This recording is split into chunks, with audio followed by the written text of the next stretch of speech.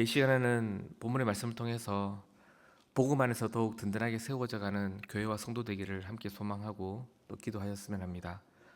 오늘 본문 24절까지는 바울 사도가 로마 교회 성도들에게 특별히 유대인들을 구원하시는 하나님의 구원 원리를 깨닫고 교회 공동체가 든든히 서가기를 소망하며 교훈합니다. 간단하게 문맥을 정리해 보면 먼저 15절까지는 유대인들의 구원을 위한 하나님의 특별한 섭리적 구원 원리를 설명합니다. 그것은 유대인들의 넘어짐이 이방인들의 구원을 위한 기회가 되게 하셨다라는 겁니다. 하지만 동시에 유대인의 넘어짐이 이방인의 구원의 기회가 된 것은 유대인들을 버렸다는 뜻은 아닙니다. 오히려 그것마저도 하나님은 유대인들의 구원을 위한 계획을 갖고 계셨다라고 말합니다. 이 원리를 간단하게 11절의 마지막에 보시면 이런 표현으로 설명합니다. 바로 이스라엘로 시기나게 함이라고 말입니다. 일명 시기케 함의 원리입니다. 이후 13절, 14절에서는 바울 자신의 이방인 사도직 또한 바로 그러한 유대인들에 대한 하나님의 구원의 뜻이 함께 포함되어 있음을 고백합니다. 시기케 함의 원리를 좀 설명을 드리면 유대인들은 민족적으로 구원 역사적으로 하나님의 선민으로서 하나님의 말씀과 언약의 복을 먼저 받고 누린 것이 사실입니다. 그럼 당연히 그리스도가 그들 가운데 오심으로 복음이 선포되었을 때 그들은 누구보다 그 복음을 먼저 믿고 또 믿음으로써 구원의 은혜를 먼저 누려야 하는 것이 당연했습니다. 하지만 그들은 그 먼저 된 특권을 잃어버렸습니다. 복음을 거절한 거죠.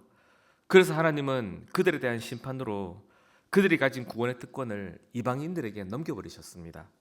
그들이 거절했던 복음의 말씀을 이방인들이 받게 만드셨고 그들이 믿음으로 누렸어야 할 구원을 이방인들이 누리게 만드셨습니다.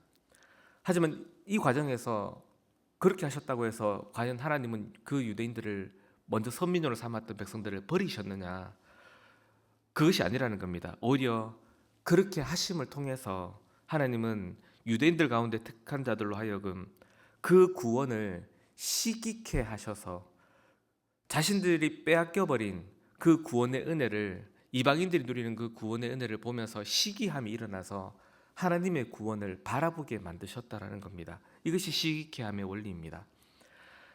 내일 살펴볼 오늘 보면 11장의 마지막 끝에 가면 바로 바울은 이 하나님의 놀라운 구원 계획을 두고 측량할 수 없는 하나님의 지혜임을 찬송합니다. 오늘 보면 이후 24절까지는 그러한 하나님의 구원의 이해 속에서 특히 로마 교회 안에 있는 이방인 그리스도인들이 바로 그 유대인들을 향해 어떤 겸손의 자세를 가져야 하는가를 교훈합니다. 유대인들의 넘어짐을 통해서 이방인들이 구원을 얻었으니 자칫 이방인 그리스도인들 역시 그 넘어진 유대인들을 향해서 스스로 의시되면서 그들을 과시할 가능성이 있습니다.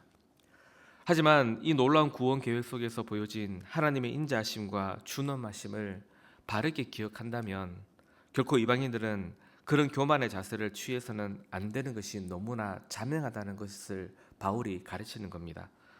먼저 택함을 받은 유대인들이라도 하나님의 구원 계획에 의해 원가지인 그들을 잘라버리시는 그 하나님의 준엄하심을 보이셨다면 은혜로 접붙임을 받은 이방인들로서는 더욱 그런 하나님의 준엄하심을 두려워할 줄 알아야 한다는 것입니다. 하지만 동시에 두려움만 가지는 것은 아닙니다.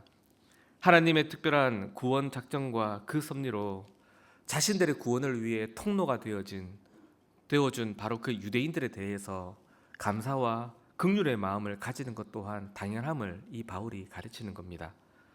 자신들이 복음을 믿을 수 있도록 선민으로서의 그 지위를 지켜준 유대인들에게 감사하고 또 넘어진 유대인들에 대해서는 그들을 괄시하는 거고 무시하는 것이 아니라 시기케 하시는 하나님의 뜻을 알아서 그들의 구원을 함께 소망해 가야 한다는 거죠.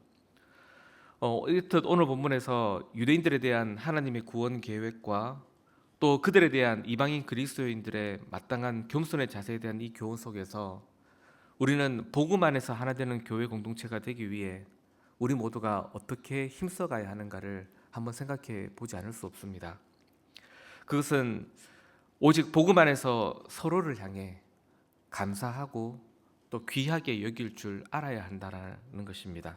또한 복음을 바르게 알고 믿고 그 복음을 살아내는 것이 참으로 하나 되는 교회를 세워가는 유일한 방편이라는 것도 알 수 있게 됩니다.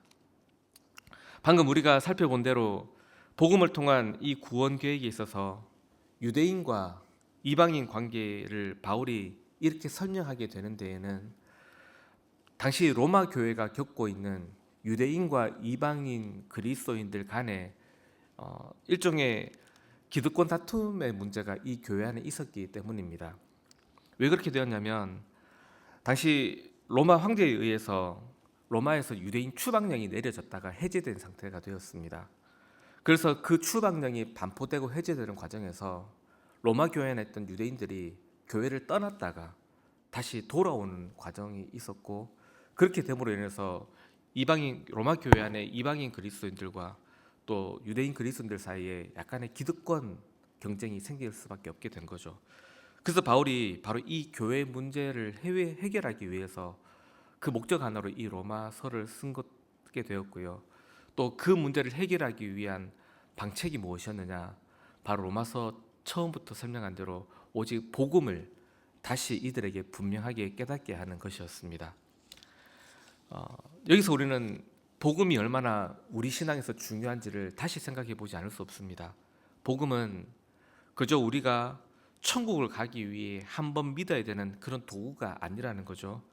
우리의 모든 신앙과 삶을 다스리는 총체적인 원리이고, 복음을 바르게 알고 믿는 것이 우리 구원의 확실성을 위해서뿐만 아니라 우리 신앙과 삶 전체를 참되게 성화시키고 살게 만드는 아주 중요한 원리를 제공한다라는 겁니다.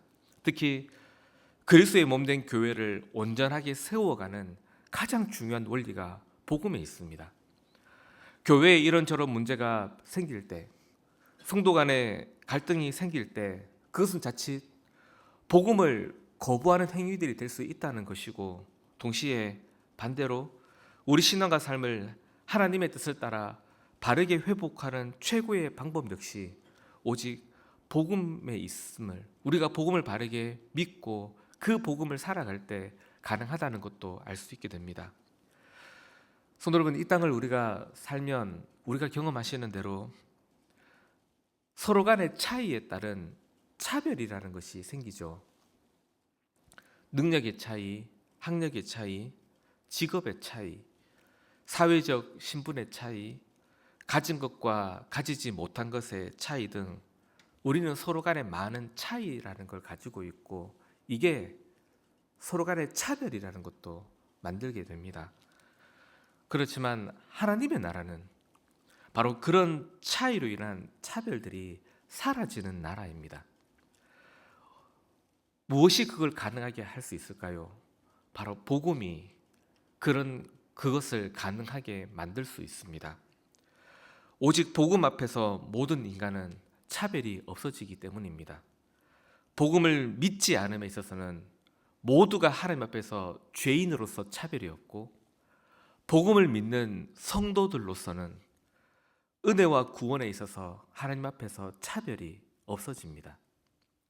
오직 복음만이 이 땅을 사는 동안 우리가 겪게 되는 모든 차이를 초월하여서 우리가 겪는 그 모든 차별을 극복하고 이겨 하나님의 나라를 온전하게 살게 만들 수 있습니다. 오늘 바울은 바로 그러한 복음 안에서 드러난 하나님의 놀라운 구원 계획 속에서 유대인과 이방인들이 서로 간에 기득권 싸움을 하는 것이 아니라, 서로의 차이로 기득권 싸움을 하는 것이 아니라 서로를 향해서 감사와 겸손과 소망을 가질 것을 교훈하여 하나 되게 만들고자 했던 겁니다.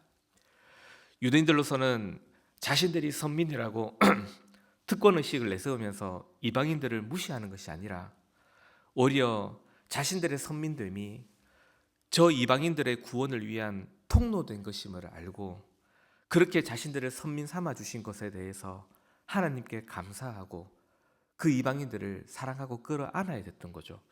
동시에 이방인들 역시 자신들의 구원을 위해서 하나님이 저 유대인들을 선민으로 삼아 우리의 구원을 위한 통로가 되게 하여 주신 것에 대해서 감사해야 하고, 그들이 넘어진 것에 대해서 하나님의 놀라운 구원 계획 속에서 비록 그들이 넘어지긴 했지만 그들을 무시하는 것이 아니라 그들이 다시 일어서기를 소망하고 또 그렇게 간구했어야 했다라는 겁니다.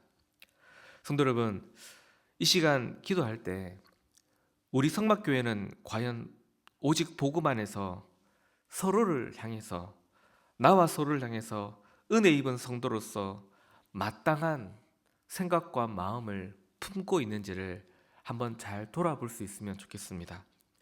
이 세상의 차이로 서로를 차별하고 있지는 않은지, 우월의식을 가지는 것도 문제지만 열등의식을 가지는 것도 역시 그 차별의식을 가지는 것에 있어서는 맨 한 가지입니다.